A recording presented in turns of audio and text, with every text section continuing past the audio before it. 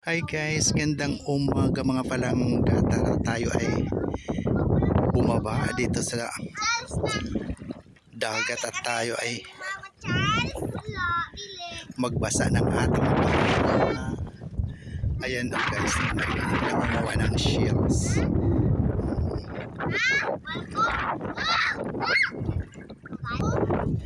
So yun, tara. Ayan guys, nakadami ka na? Patanaw daw. So ayun mga palangga, ang dami niya ng shells. Oy, ang galing naman. Yan guys, di ba ang dami, sandaling oras lang. Wow, mga ano tawag dito? Tuway yata yan. Tuway or kabibi sa Tagalog. So yun mga palangga, libreng ulam na, di ba? Ganito po dito sa amin, pag magsipag lang, pag low tide, punta ka na dyan. Yan. Makakaulam ka kung marunong ka mambungkal dyan sa tulad yan. Dapat mayroong kang pang kalkal na di ba? May nakuha na naman. Ay, tara dito tayo sa lapyahan. Tayo ay hangin or lumanghap ng sariwang simoy ng hangin galing sa dagat. So yan. At ayun lang naman si Haring Araw, ang taas na. Yun.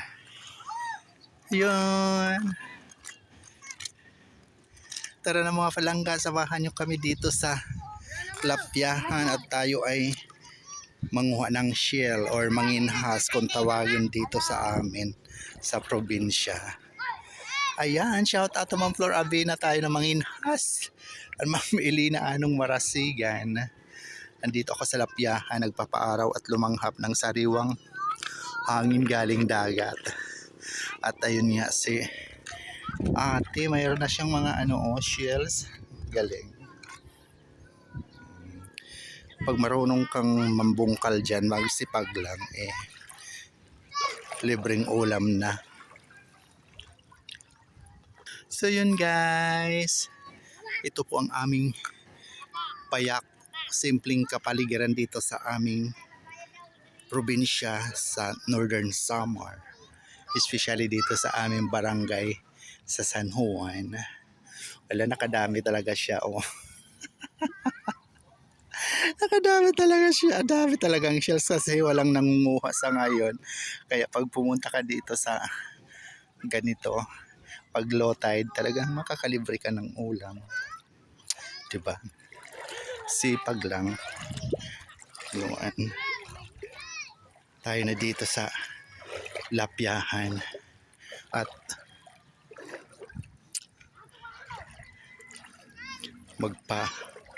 tayo, araw. So yun, andito na tayo. So ayan guys, andito na ako. Pwede na tayo dong kumuha ng lato. Yan, may mga lato na po yan dyan mga palangga. So yun, maraming salamat. Thank you so much. Yan, love you all, God bless us all po. Maraming salamat palagi sa patuloy na pagsubaybay sa aking mga mumunting video sa Ramil Javier Ella Vlog. Love you all guys, God bless us all po. Bye for now, see you sa next video.